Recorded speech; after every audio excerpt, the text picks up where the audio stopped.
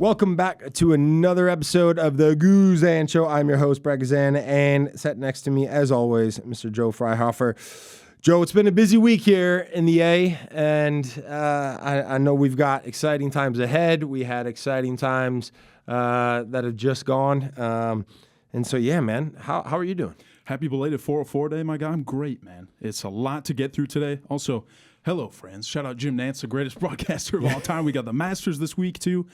Yeah, great, man. We had a hot wing challenge out there at Lot 17 with all the supporters. Shout out to Jen, Footy Mob. It was unbelievable. We had 7 different levels of heat, ending with 1 million Scovilles, dog. Yeah. I was like drooling. I needed windshield wipers for my forehead right here, dog. I was in bad shape, all just to grab the microphone right afterwards. By the way. Listen, Talk about stadium pulse as a broadcaster. I'm glad that I was not part of that because, I've too much black pepper for me makes me start sweating, and you start adding hot wings and spice. Hot and spicy for me doesn't mix.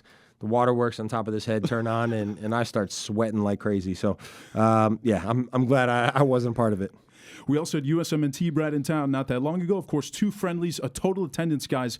140,000 people came to Mercedes-Benz Stadium, the best venue for football in all of North America, arguably in the world, Brad. You had a front row seat to it broadcasting with TNT right there, a full desk as well. What was that like for you seeing I saw some Brad fatheads in the crowd as well. How was that? It was amazing. The atmosphere was fantastic. The city of Atlanta turned up, the fans were able to give a little sneak peek into what they could expect going into this summer, but also what the world can expect from the city of Atlanta. And I think for me, that was really exciting and encouraging going into the summer ahead. Obviously, 2 difficult results for the U.S., but 2 tough challenges that hopefully they're able to learn from and get better and use that going into the competition, going into the World Cup this summer. And it's going to be an exciting year ahead. Somebody else who we had on the pod, Brad, not too long ago, Johnny Fortune, homegrown, just feels the stripes as much as anybody. He was back with the first team, not just back, playing as well, guys, on 404 Day. Does it get any more poetic than that? Amazing to see him back on the pitch. Obviously, as you mentioned, we've had him on the podcast when he was back out into training after his long time out. And so to be able to see him back donning the kit and being a part of not only the matchday squad, but then, entering and getting back out onto the beautiful playing surface at Mercedes-Benz Stadium. Exciting not only for us that are big fans of his, but also, his teammates, himself, and all of our supporters. So it was an exciting moment to see him back out there. If you guys want to hear about the story of how Jay trialed at Manchester City and what Brad called Jay during his first training as well, which I'm not going to say, dude, you got to go check out that episode. We want to say thank you so much, guys, for subscribing to the YouTube channel. We are 3rd in Major League Soccer. We'd also like to ask all you guys, please follow this podcast, The Guzan Show on Spotify. Write us a review. Let us know how we're doing to make sure you don't miss a single episode. And speaking of Brad, today we're going to talk to Ginger Ninja himself, Dax McCarty, a guy who was here for just a season. But, Brad, it feels like he gave us a lifetime of memories in the time that he was here. Toppling Inter Miami, of course, you guys did it in Game 3 down there as well. What can be said about Dax McCarty? Yeah, I mean, listen, Dax is such a great guy. I think when you look at what he was able to do with his career, he was reliable. He was a leader. He was somebody that understood his role and responsibility with every team that he was a part of, right? And sometimes, players, like Dax maybe don't get all of the accolades and recognition that maybe they deserve. And so to be able to have him on the podcast and kind of catch up with him and see him, on location down at Mercedes-Benz Stadium, it was fantastic. And, he's a wonderful teammate, but more importantly, a great friend and someone that loves the game, doing exciting things off the field now. And so, like I said, to be able to catch up with him was fantastic.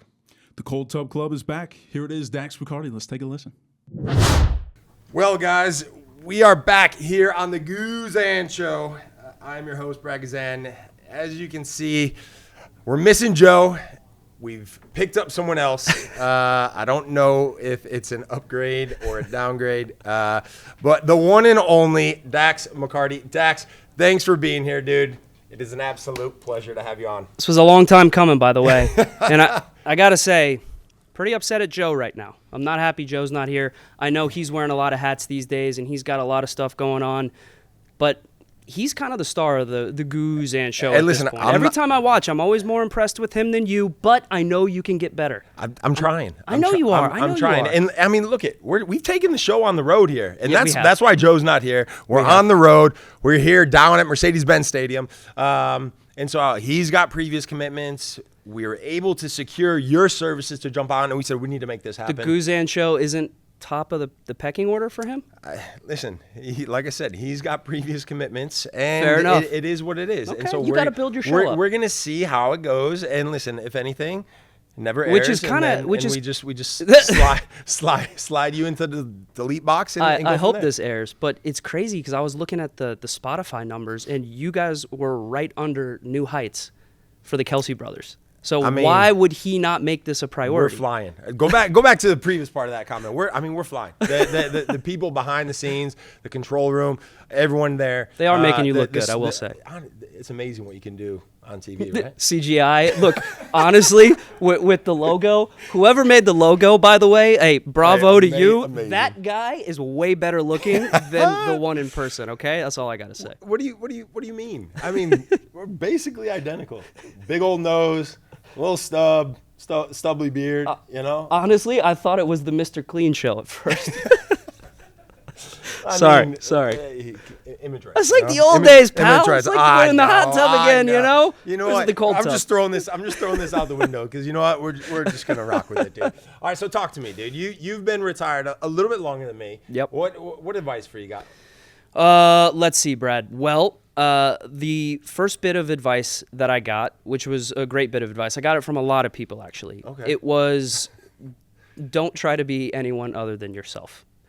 You're not Charles Barkley, okay? I'm good looking. Yeah. So that's a start. You're bald. That's a start. Again, perfect. They- Less time in hair. They just said, look, take little things from all the different people that have influenced you in your career, in your media career. Be a sponge. Take all the advice that you can get, but ultimately be yourself. They're going to throw a lot of stuff at you early on, but the reason why you're doing media, the reason why I'm calling games and in studio is because of the knowledge and experience you've picked up along the way and something about your personality I guess people kind of like. So don't try to be anyone but yourself. And then the other piece of advice, which I will now pass on to you because I am now, you were my elder all the times that we crossed paths in our playing career. But now I feel like your older brother, and I'm going to give you some advice. Let's hear it. Don't take on too much too soon. Oh, okay? okay. And so that's a little bit deep, but everywhere I turn, whether it's TV, social media, in stadium, I see your face. I'm like, how many different hats can this guy wear? Hey, You're being pulled in all these different directions, Face all right? for TV. Face for radio, but the camera. Why do you think there's cameras here? And it's not just an audio podcast. It's true. You know, It's true. The cameras love me. I will say, I do think that you're getting thrown a lot of stuff right after retirement because you can handle it, okay? So I'm going to be nice. I'll leave that little tirade with a compliment. But I will say, man, it's just like old times. Coming back to the stadium, getting to see you, getting to see everyone around the stadium. Cliff walking over here, gave me a big hug, and he was all upset. He's like, I thought I was going to see you earlier in the week. And I said, I'm sorry, Cliff. We had some weather delays. And so, being back in the stadium, being back around people that made the end of my career so special here in Atlanta, I understand why you stayed, and I understand why you spent so much time here. It is a really special place. When you come back, you touched on it a little bit. Is there anything that you're like, oh, I'm going back to Atlanta. I'm looking forward to this or looking forward to that, or is it just that? Is it just the people and the people affiliated with the club? It's the people affiliated with the club, and it's also the rest that I get on the road. I've got so much going on. You've got a lot going on. I've got a lot going on down in Central Florida. The wife and I building a house. We're almost to the finish line. I don't believe you because stop there. Because you told me when you were still playing, you're like, oh yeah, we're gonna be starting this renovation. We're gonna be in it already. It's 6 months out. Yeah, we should be in it, and we're just finalizing some selections. And I look on social media, and I'm like, they're not moving in anytime soon. But the house isn't finished, but yet you guys are in the pool. Yeah. The kids were in the pool. They had filled it up, and actually the kids went in the pool fully clothed, no bathing suits. Love it. And then the pool guy afterward is telling Jen, By the way, the pool's not ready to go in. So if the kids get sick, I apologize, but it's not ready yet. So no one can go in it for at least 3-4 weeks. Okay. Thankfully, the chemicals weren't in yet. Enter at your own risk. Enter at your own risk. You know, my kids they're a little bit. They've got a wild hair. They kind of do their own thing. Free-spirited. They are free-spirited, but I will say, a lot of stuff going on back home. Just balancing all of it, and as someone who has gone through a house build, a construction project. Timelines are a figment of our imagination. Correct. Okay, Correct. so They're there anyone to be broken. They're there to be they're broken. there to be broken. And not in a good Anyone who way. has ever gone through it, you will know. If they tell you February, add 2 months to that. Okay, so they told me back in whatever it was, 2024. They said, yeah, December, no problem. Add 6 months to that. Okay, so we're close. We're almost to the finish line. But coming back here, being able to be around the people that made the end of my career so special. And just the vibe in Atlanta is great, man, especially with Atlanta being a host city, having a semifinal here. One bone to pick. On the way to the hotel from the airport, we know Dax. No. We had 95 down to one lane. Yeah. One lane, Bradley. That's unacceptable. I know. Okay? To all and apparently it's for stuff overpasses, lights. I'm just like, listen. This better be like Disney on ice. They better blow it out of the water. I better be coming in Atlanta and seeing like a full-on light show, okay? Because it was 45 minutes to the hotel to go 3 miles. I mean, my goodness, are you complaining about? I'm not complaining. That's all I'm saying, man. 45 minutes. Listen, is I got my nothing. tea, my voice. Hey, you're welcome. I'm a little bit hoarse, okay? You're welcome. So we appreciate you sacrificing your voice. You're welcome. To be on You're this podcast. welcome. Absolutely. You know, you touched on the city, the World Cup. Obviously, it's coming this summer. Before we get there, you know, I know you were talking about the boys. Are the boys into sports? You know, what are they doing? They're getting bigger. They're getting bigger. Yeah. Cal, he's done a lot of soccer and tennis. He's the older one, so he's 6. He'll be 7 here coming up in April. But we have him signed up to play in his first real team. Nice. Okay, and so I'm excited. I'm excited for him. But as you know, being a father of 4, 5, 6, you got a million kids. You'll know that while it would be amazing for our kids to follow in our footsteps, I also want them to forge their own path. Sure. He enjoys kicking the ball around, but he also loves tennis.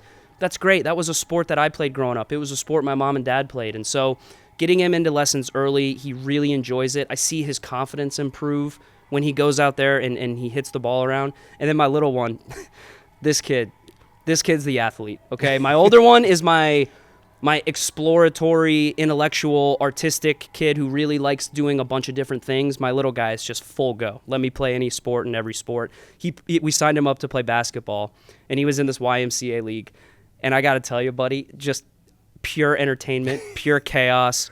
I posted a clip, but my wife got a clip of him playing on social media where all in a minute and a half, he was chasing butterflies indoors. Then he wrapped his arms around his coach's leg, and the coach picked him up. Then he went, got the ball, traveled around the entire court, didn't dribble it once, and then he went and he shot it and he scored. And everyone went nuts. Dribbling is optional. Yeah. Traveling, it's like the NBA now.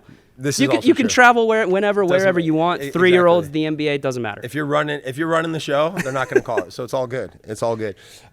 Changing gears, back to this summer, back to the World Cup. Yep. It's going to be amazing. How do you explain to people? This is the question I keep getting from people. What's it going to be like? Yeah. What is it going to be like? What is the experience going to be like for the city? We've got 8 games. We've got a semifinal. Obviously, the stadium is going to be ready. You know, we saw the field. Yeah. The field is looking amazing. Pristine. But how do we tell these casual fans saying, hey, what is the World Cup going to be like? It's going to be a spectacle. And excuse the like bombastic statement I'm about to make, but I promise you there is no exaggeration when I say this will be the biggest sporting event in the history of the world. And I say that like I'm in media, so you might think, okay, I'm saying things just for shock value. I truly believe that. I really do. I truly believe that. I truly mean that. It's an expanded World Cup. It only happens, obviously, once every 4 years. You have so many different countries who are qualifying for the World Cup for the first time, or qualifying for the World Cup for the first time in 30 years, or whatever it may be. And it's in the United States of America. It's in a country where people come and they want to come and explore what sporting events are like here. It's going to be a magnitude of something we've never seen. And I still remember when I was a kid, the World Cup coming to the U.S. in '94, and I think that really harnessed and cultivated my love for the game. It really solidified it to see all the different cultures, all the different colors, the people at the stadiums who just absolutely had so much pride for their nation and their country. It's just a beautiful moment, I think, in the sports world every 4 years when the World Cup happens, and now to have it on home soil again in '94, where now we have kids that will be able to show them what it means, what soccer means around the world. I think it's going to be transformative. No, for sure. I totally agree. And I think that's one of the most exciting things I'm looking forward to is the ability to go to a game with my kids and say, hey, like look at the fan fest outside. Look at all the passion that these supporters have traveled from all over the world to be able to come here. Do you have games lined up already for them to go to? All the games in Atlanta? I do not. I'm trying to get tickets. Tickets are quite difficult to come by, apparently. Listen, okay. I've been denied twice in the lottery. Stop. It's, I've seen your house. Okay. You can afford tickets, A. B, I decided, through MLS, they said, hey, we'll give you guys the first right of refusal if you want to try to buy some tickets for these games, blah, blah, blah. And what'd you go for? The final? Semifinal? I wish. Listen, I didn't save that enough money for those tickets. And hopefully I'm renovation of the house is taking priority here. My God, buddy, I'm going to be working until I'm 90. All right. But I will say, I told my wife this. I said, there's no way that we can't have at least one game bought and paid for, on the radar that we're going to go to as a family. So there's no games in Orlando, but there are games in Miami. And I was looking through the games and I just thought, man, what game will have two fan bases that are going to be electric, culturally relevant, maybe bring different dynamics to it? And I go, here it is. This is the one. Brazil, Scotland. Let's go. And I'm just like, Let's go. So many Scottish fans, gingers, people who I can relate to at the pub before the game. I want to bring my kids there, let them hear the accents, the Brazilian fans. I mean, exactly right. Well, more Irish than Scottish, by the way. Good luck to Ireland trying to qualify for the World Cup. I know Kevin Egan. We want to see him crying again. Absolutely. He's already made plans for them to come to Atlanta. Should we plug his bar again? No. We can't do that again. We're going to move on. We love you, Kev. Absolutely. Fingers crossed for Ireland. Although you stink at pickleball. Are you? I had to get that in. Sorry, I had to get that in. Do you have tickets then to yeah, Brazil? I do. I bought tickets to Brazil, Scotland down in Miami. How cool would that be? I'm going to have to reach out to my cousin because they're so expensive. I can't afford a hotel. So my cousin lives down in Miami. Brett, I'm going to need a place to stay. I'm going to send you this clip. That would be amazing. It'll be awesome. What are your thoughts on the expansion of the World Cup? I went back and forth on this. Yeah. It's a good question. The purist in me was like, why? We can't change it. Right. It needs to be a very exclusive club. And it needs to be the best teams in the world that all earned it and, through the different phases of qualifying. But then the more I saw the different qualifying phases where these smaller countries had a chance and you saw what it meant to them and you saw the tears and people who are in their 60s, 70s, 80s that haven't seen their country qualify for a World Cup and you just see what it means to them, I'm all for it. I think it's brilliant. I think it's fantastic. And I don't think it's going anywhere anytime soon. Now, if you ask me in 8, 12 years if it's expanded again, I might have a different answer for you. I really like this number of teams, and I do think it's going to be a big hit. I agree. I think when you look at some of these smaller countries, we've got Cape Verde, you've got Curacao, right? Small countries that are now being able to perform on the world stage in this competition. I think it's exciting not only for them in their country. The world gets introduced to their culture. Exactly, because they're going to travel, they're going to come in for the game, Dude, I agree. And they're going to say, we're going to show off our culture, our country, what we're all about as a community down here in whatever country, and it's going to be pretty. Do you just plug Curacao? You want a free vacation down there or something? Listen, if we're taking this on the road, maybe we're taking the Goose Show down to Curacao. I'll be your co-host for that one. All right, sorry, Joe. Love that. They do have one of my former teammates plays for them. Who's that? Leandro Bacuna from. Oh SM yeah, very good player. Yeah. So anyway, getting off topic here, dude. I'm excited too. I think it's going to be pretty sweet. It's going to be pretty special to have all these different countries. Were you able to go to World Cup games in '94? I did not go.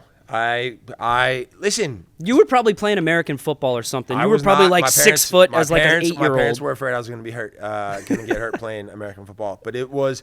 I remember turning the TV on. Obviously, Chicago hosted the first game of the World Cup in '94. Yep. And so being able to watch that, see the passion, and that was where I think my real first love of the game started to develop. And Yep. I was like, yeah, okay, like I can get behind this soccer stuff. This is pretty sweet, you know. Like I love this, you know. Yeah. Do you remember your first moment? Was it '94 or was it even earlier? I mean, I enjoyed playing the game, but then that was my first time like watching it on TV, you know. It was right around the World Cup, for sure. And my dad, he did a bunch of activations around the Citrus Bowl, which hosted a bunch of games. And so I just remember being there with him. Shout out to your dad, by the way. Shout out to Dart McCarty. My Legend. gosh. Jeez. I love you, Dad. And your mom. And my mom, too. But, I remember just vaguely, again, the passion, the different cultures that you get exposed to. It's shout out to if you can hear that in the background. It's all right. Hey, we're pros. We're going to fight through it. Absolutely. We're on the road. That's what happens. I had so many early memories, not like one that like really sticks out and just hits you in the face, but a bunch that just kind of added up to the point where I was like, this is such an amazing sport because I'm not going to be that big. I'm not going to be that fast. I'm not going to be that strong. We know Everybody knows this. We know okay? you're not the tallest. But it's good to have self-awareness, Brad. Hey, Something but a big you heart. could get. A big heart. You've got a big heart. A lot of endeavor. And it was just a sport I fell in love with right away. And I did play a bunch of other sports growing up, but it was always soccer. I always went back to soccer. The World Cup in '94 was a really big part of it. And Manchester United. In the mid-'90s under Fergie. They had a very good redheaded midfielder, as you might know, named Paul Scholes, who you could see Manchester United, like it was only their games that you could really see on like network TV at the time, right? And so I really fell in love with Man United and Paul Scholes, and I just thought, okay, if I can be like that guy, I'll have a pretty good career. Hey, and then I was like, I was like half being inspired of him, by a fellow redhead, 100%. You know? I love that, dude. And then fast forward a bit. Yep. And there we are, teammates. Fast forward a bit. Fast forward 30 years, pal. Not 30. We'll take it back to the Olympics. Okay. In okay. Beijing. Oh wait. No fair. way, dude. Fair. My I mean, bad. You skipped a bit. You don't want to? Do you want to fast forward to your time at South Carolina, my time at North Carolina? How we beat you? I was a freshman. You were a sophomore. We beat you. You probably don't remember. You're gonna claim you don't. Go remember. on. Tell me. Well, we beat you. I didn't play that much. But exactly. I apologize. I was in. You were. You were not. You had hair at the time. I had loads of hair. At this point, we need to cut to an image. But yeah, it's going back and I remember being in Beijing. First of all, I mean, listen, you guys did all the hard work. Me, Parkey, Brian McBride, we come in. We're like, yeah, all right, the old guys. Sweet. This is cool. We're going to the Olympics. By about 4 months, by the way. But can I ask you a question? Can I ask you how that played out? Because I was always fascinated with the overage players. Yeah. Brian McBride, I got it. Yeah. Like Michael Parkhurst, I got it. But obviously with you, like you were really integrated into the full men's national team, competing with Tim. I was just curious, was that a conversation with Bob? Was that a conversation with Peter? Was that you going to them and saying, hey, I really want to go? No, absolutely. It was at nothing of me going to them. It was a conversation of them coming to me, more so Peter than Bob. Okay. And then, through the goalkeeping coach, having that conversation. Right. And it was like, okay, like that would be pretty cool. Like I wouldn't mind going to the Olympics. 100%. And so, you don't really know, right, until the final call kind of comes, and it's like, yeah, all right, I'm in. My experience was different, man. I remember very vividly that I had a lot of almost what-if moments with the youth national teams and with the U.S. men's national team, but this was another one. With the under-20 men's national team, Thomas Rongen, he left me off the qualifying roster, and I was gutted. I was heartbroken. But then when we did qualify and we went to the U20 World Cup, he included me. So, small heartbreak led to a big win, because I just kept going and I didn't get too down. But then I didn't make the final camp for the Olympics. And then one of my best friends in the game, Nathan Sturgis, I was an alternate. Nate Sturgis, who, for people who might not know who Nate Sturgis is, the streets will never forget. Absolute baller, by the way. A Floridian, not a surprise. He actually ended up getting injured in that pre-Olympic camp. Right. And Peter, he was a defender, a center back, and a fullback. And Peter ended up calling me as a replacement, a midfielder, which as foreshadowing would have told us, would have been a little, an issue for us in that tournament. But the fact that I was an alternate and then somehow I got called in to go be his replacement, and then I got to experience the Olympics with you and all that, the great team we did have, what a blessing, man. And I was just so grateful for that opportunity. And that is, I know, a point in my career, and I know a point in your career where you'll say, you'll never forget it, right? Sure. Because I never got a chance to go to a World Cup. I know you did, but that for me, at that age, I was one of the youngest guys on the team.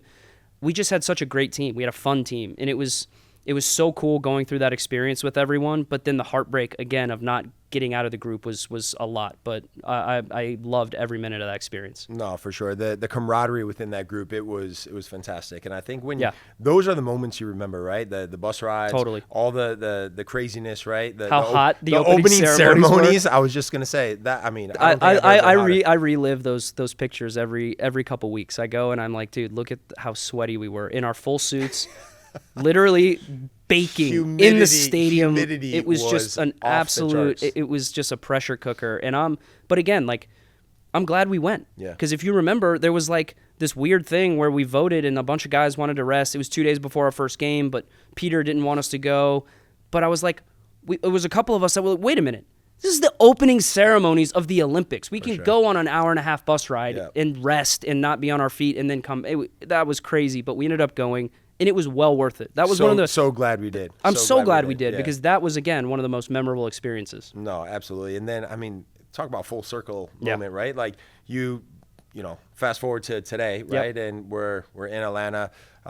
We've now introduced for this upcoming season the 96-26 kit. Yep. Right. A throwback to the Olympics here in Atlanta in '96. Us being a part of the Olympics in '08, and now we're here being able to witness what this kit looks like. What are your thoughts of that? Dude, I absolutely love the kit. It's sweet, huh? Easily, for me, and this is not just, former Atlanta United player speaking, like easily in the top He's here for 3. a minute, guys, all right? He's giving his honest assessment. I was here for a cup of tea, which, by the way, thank you for allowing me this on the Guzan show. When they released that kit, I was like, I need it immediately. I need all the retro stuff. Yeah. Like it's the casual clothes that go with it, the line, the just jackets. so classy, so clean, such a great homage to those Olympic Games. And by the way, just so we have it on record, he agreed with me in text that I get the jacket, I get the jacket, and I get the jersey. Okay, and we dropped the fee. We dropped the fee. I'll let you cut the fee in half. All right, but I still get that. But I will say. They asked me, who do you want on the jersey? I said, definitely not Guzan, definitely not McCarty. Like, give me Fortune. Give me Fortune on the back of the jersey, Jay. All right? Jay's my guy, so I want a Jay Fortune Atlanta jersey. Love that. That is very cool. When you think about your career, right, and you think about all these moments, Olympics, representing the national team, youth national teams, right? Yeah. Obviously playing for all the clubs that you've played for. What is it when you look back you're like, I'm most proud of? I think it's the mark you leave on your teammates and on the locker rooms. I think it's the connections that you make with people because this career is very fleeting. And you played 22 years, if I'm not mistaken. 21, Dax. 20. I'm sorry, I was trying to give you too much credit. I played 19 years, but there is a world in which athletes can maybe you play 3 years. Yeah. Maybe you play 7 years. Maybe you play 30 years. You just don't know because it's so fleeting. And the memories on the field, they will always be there in maybe video form, and you'll always be able to relive those. But the actual connections that you make with people, not just your teammates, not just your coaches, but the people who don't get recognized, the people behind the scenes who make they're the fabric of the clubs. And it's the supporters, but it's also the people who work behind the scenes that are selfless. And they do everything in their power to represent the club, but also to make the club look the best and the players play at their best. Those are the relationships, and I still have relationships from people from FC Dallas, from DC United, from Red Bull, Nashville, Chicago, Atlanta, all of them. And I'm most proud of that because sports, you can run into all different kinds of people in sports, and you run into some bad teammates, and you run into some selfish people. I never wanted to be that guy. And I hope that... Generally speaking, I had plenty of mistakes that I made in my career that I left the same mark on people that they made on me. For sure.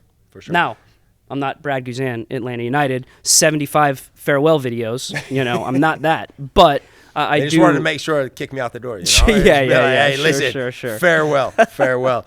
No, I agree, man. It's about the relationships. It's about the banter in the locker room. All of it. It's the camaraderie. And that's the stuff you can't really replicate when you retire. Correct. Well, and listen, people talk about what about this game Yeah. or this save or that, and it's like I don't think back to those moments. I think back to the nonsense you're talking about in the locker room or the community stuff. Yes, that you were so much a part of. Yeah, and it's for me those are the moments that I cherish and I'm so thankful for. And so with that, right, I can't express my gratitude enough for you to not only be on the show, hopefully boost the ratings. Let's go. But Kelsey brothers, we're but coming no, for you.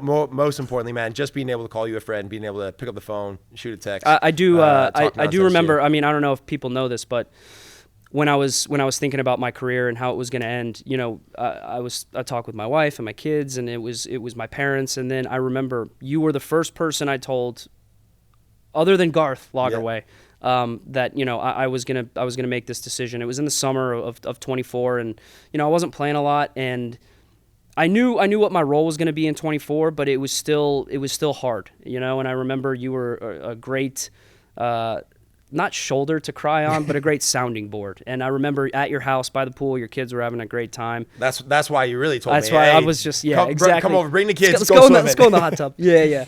But I remember just how supportive you were and how that made it easier for me to tell everyone else in the locker room. And so those are hard moments. But when a career comes to an end, you need people in your corner, and I'm sure you had the exact same feelings and probably way more people in your corner at that point with Atlanta United. But it was a really special place to end my career. For sure. Well, Daxie, listen, man. Like I said, we can't thank you enough for coming on the show. Sharing some stories, sharing some Anytime, wisdom, pal. Sharing some wisdom. Well, let's not get carried away. This right? is a first road trip for the Guzan show. It's true. Okay. It's true. There's going to be more in the future, so we're excited. Yeah, I'm not surprised. Maybe we'll come down to the new house. Yeah, okay. Yeah. We'll go in your pool. You guys come on down. After it's nice and clean. No problem, Daxie, buddy. pleasure, pal. Always, buddy. Joe, it's always good to be able to sit down with Dax, man. Like I said beforehand, so grateful for him and spending a few minutes down at the stadium before he imposed his wisdom on the national audience of Apple TV. And so just super excited to chat with him. Such a good guy, such a good laugh, great teammate, great friend. It was awesome to catch up. Another guy too that it's crazy that he only spent a season here. It's like you talk to him and fans absolutely love him. He was always such a transparent guy and post-match media as well. So to see what he's doing as a broadcaster, as a dad too, his 6-year journey building a house too. Hopefully that gets done sometime soon. To know that he likes the logo as well, he's pretty complimentary of you right there. I know. I see the shining resemblance. For sure. The stubble going on as well. Guys, it's now time to get into everybody's favorite outro segment here. We have got the mailbag delivered by the Home Depot. Always on time here, guys. You have sent in some heaters for us so far, and it looks like it's going to continue again today. Here we go, Brad. This is electric. First one. How many ants do you think it would take to lift an elephant? This is from Maria from Carrollton, Georgia. Thank you so much, Maria. Oh my goodness. How many ants? I mean, I don't know if you'd be able to get all of the ants underneath. Yeah, the elephant, because they'd have to lift it up by the paws. What's the technical term? By the feet. Or are we saying the elephant's lying on its side and then lifting it that way? I mean, I'm thinking. I feel like I'm gonna go with 25 million here. I have no idea if that's... And I study broadcast journalism, not numbers, so I'm going to say yes. Correct. That's close or not. They also got that exoskeleton too, right? So they said, like, if an ant was the size of a human, it would be, like, bulletproof. Really? Like, a building could fall on it and it'd be okay. Oh, yeah. Really? It's a crazy... Oh, yeah. How you do ever you seen know all this? A Bug's Life? You know that movie? That's a banger. I do. It's a Disney movie. So have your kids seen that? Of course. But I mean... Clearly, I fell asleep during that part. But yeah, I mean, just 25 million. I feel like it's a safe bet.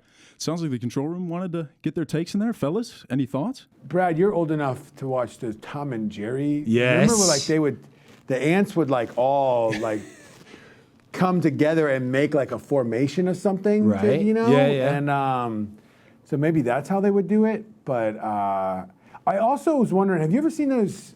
This is where my algorithm takes me. But have you ever seen where they do like the simulations where it's like who would win like 1 million Tyrannosaurus Rexes or like, 10 million Homer Simpsons? Like, and that's where we got, maybe you need to do a simulation to find that out. I think with technology we could do this. Do you guys remember the gorilla debate that was viral? Yeah. I never got to ask you this, and I wanted to so bad. And now you have your own podcast, so we're going to do it. How many Brad Guzans against a gorilla? I mean, dog, I'm taking you like 30 of you against a gorilla. I got 30 U's over a gorilla. Listen, So, think first about of it. all, I mean, fellas, hey, I appreciate am I the crazy confidence. for saying that? 30. I mean, It's goose. I feel like that's a high number. Bring me up. I got it. Maddie, Thoughts? what do you got for us Thoughts? in there? Listen, I think I same thing. Here's where you'll see where my algorithm takes me these days. But I saw where the guy was lifting the real. He was at the zoo and he was lifting the real Thor hammer, and he couldn't. This guy was jacked. I mean, this guy was jacked up, like strongest guy you've ever seen. He could barely lift the Thor hammer, and then the gorilla had a Thor hammer. And he like nonchalantly just like picked it up like it was nothing. So it would take a lot of Brad Guzans to take down a gorilla. So after maybe saying a little bit more than 30. Yeah, 30 might have been a We're little. going 30 might have going been a higher little than 30. aggressive. Yeah. that. Yeah. Speaking of that and going to zoo animals, I know we're off track here, but have you ever seen like where they've got this tug of war rope? Is that real? Against a tiger? Yes. Or like a Like it's or real. a gorilla. It's real. That was pre-AI era. I need to go to one of these zoos and see what this is about. We do that. I mean, I think we're taking the podcast on the road here, but I think that would be amazing. I mean, to be honest, I see these videos nowadays on social media, and I just don't know what to believe. It's real. And It's real. All right. Well, if you're saying so, I'm believing it. Yeah. So We'll figure that out. The answer to the question, more than 30 of me. Next one is from Bobby from Decula, Georgia. What is your favorite smell? Favorite smell. All right. Take your time. Take all your time. I mean, my favorite smell. Two that comes from the front of my mind. The first one being, when you walk into a nice hotel, the lobby smell. Yeah. It's just like this. It's not like a fresh linen, but it's just this nice aroma. You're like, I want to sleep here. I want to put my head down. I feel calm. I feel safe. So that, and then also when you're out grocery shopping and you're in the produce aisle, and you're searching for all your fresh vegetables and fruits. When you pick up a pack of strawberries, a fresh, like you test them. You're like, let me see if these are fresh. Give a little smell for a fresh strawberry. I'm all for it. Are you smelling your strawberries when you buy them? Yes. Am I like Are you not? domesticated? No. I feel like that's. Should I be? Isn't that the test? I thought that's kinda the give 'em- test. yeah, I mean, I pry the top open and give them like a good look over, but I don't. You give them like a little. I give them a smell. I want that fresh strawberry smell. Don't get me wrong. I'm Captain Whole Foods and everything, man, but I didn't. Big shout out there. Yeah. Control room thoughts on that? Am I doing something wrong here? No, I think Brad is kind of a weirdo. Hold on. No, I'm sending this out to the viewers. Who out there is smelling their strawberries before selecting them? Listen, don't be shy. Chime in. We want to hear from you. Yeah, I've never seen that, but I will give you a good one. How about when you're at the mall and you go by the Cinnabon? I mean, the Cinnabon at the mall or the airport, that's a good smell, right? You can't go like those places on an empty stomach. No. Because you walk past and you're like, let me get some. A bucket of Auntie Anne's. Oh My goodness. I'm trying to think. Yeah, I would say charcoal for me is one of them. Like just the smell of a grill going. I grew up What? Shout out Paul Freihofer, my old man. Oh my goodness. He was a big griller. You know, the Freihofer house. We're not allowed to grill on gas. No gas grills. Okay. It's only charcoal because he said that's how a true griller grills. Okay. Charcoal Come only. on, So man. kings for charcoal, I would say, and probably the smell of fresh cut grass. Oh, too. yeah, that's As a a good kid, one. you know, when you go out there and you Yeah. just go for a little touch about, and your dad just cut the grass too. It's good. Fun fact about me, I love cutting the grass. Do you? My wife will attest to it. Are you a push mower yeah, rider? yeah. You ever seen? I love it. Speaking of Tom and Jerry, have you seen, the old school ones that are like non-motorized? You just push them and it's like a scissor system. Yeah. You ever use one of those? No chance. So satisfying. No chance. Or I'm not. I don't have that much time in the day. I'm getting pressed as it is. away from 4 kids. My wife's like, I'm gonna need you to wrap it up out there. Yeah. Bang Brad, with this thing. do you go straight like streaks, or do you ever try to go design like the? No, the guys listen. might be I stripe do it up with vertical, circles? horizontal. Diagonal. You got to mix it up, otherwise the grass starts growing in like awkward patterns, and I try to be professional. Walker James would like to ask you, Brad, how did you conquer your pre-match anxiety? Yeah, good question. I think, you conquer your pre-match anxiety by trusting the process of how you prepared. Whether it's the week of training, both mentally, physically, whether it's video sessions, knowing that you're going into the game fully prepared, going in confident, believing in yourself, believing in your teammates that, they've got your back, you've got their back. That togetherness, I think all of that together helps with dealing with pre-match anxiety for sure. Juan would like to ask you, any hobbies outside of soccer that people don't know that you like to do? That you got time for, of course? Yeah. You know what? I don't do a lot of it. And we were talking about this, last week a little bit. I know you were doing some other content capturing Some fly fishing, baby. outside of the office. And, fishing for me is something I enjoy. My kids like it. We certainly don't do enough of it. They're at an age where patience is hard to come by. And so it's very much, hey, I put the line in the water, and within 5 seconds, if they don't have a bite, they're like, "Where are the fish? What's going on?" But I was big into fishing as a kid in terms of riding our bikes with other kids in the neighborhood to local creek, little river, and whatnot, and doing a little fishing. So I enjoy it, but like I said, just not enough time in the day. That's poetic as well, because the last question was, let the camera see it. Billy the Bass was going to ask you if you like to fish. Oh, let's go. That's huge. Answers that one. Yeah. Something else we were talking about pre-show, too. We had it in the control room as well. We are, as a nation, making our way around the moon right now. Yeah. And you and I have been talking about this. exciting. Let's get the debate going. Yeah. Outer space or the ocean? What's scarier to you, and why? I'm going to say, I don't even remember what I said. I think I said outer space. Yeah. I said outer space only from the fact that it's the unknown, right? We don't know what's out there. And I certainly don't have the means or the ability to jump on a spaceship and go check it out. So I'm gonna go with outer space, and I'm going to ask the same question to you, and obviously I know your answer, but talk to me. Ocean by a million. And I don't know what it is. Like, control room, chime in if you guys have any thoughts too. It's just I know what could come up to me, and in space, I just don't think there's anything out there.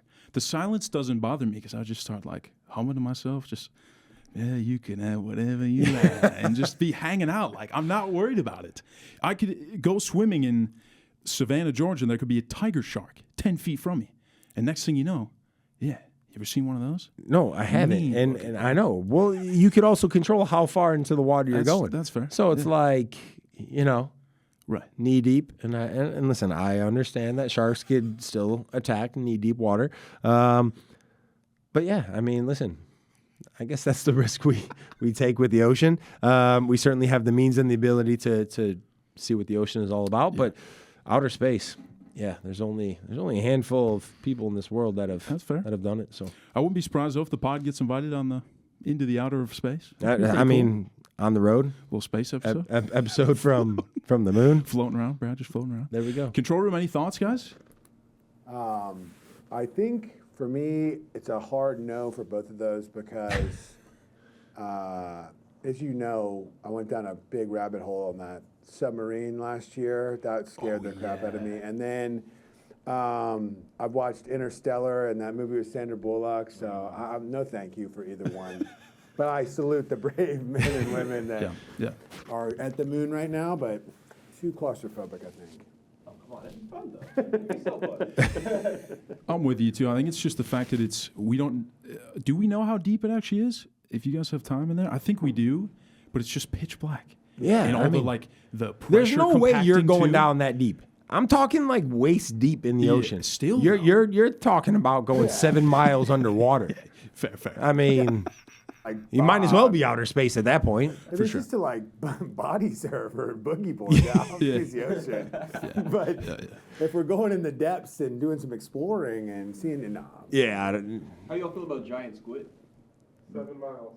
7 miles. 7 says miles, Ronnie, see? says the CIO. I just pulled that out. Yeah, I'm good. I'm right on that. Giant squid, yeah. no gracias. No thanks. No, gracias. That, guys, has been the mailbag delivered by the Home Depot, always on time.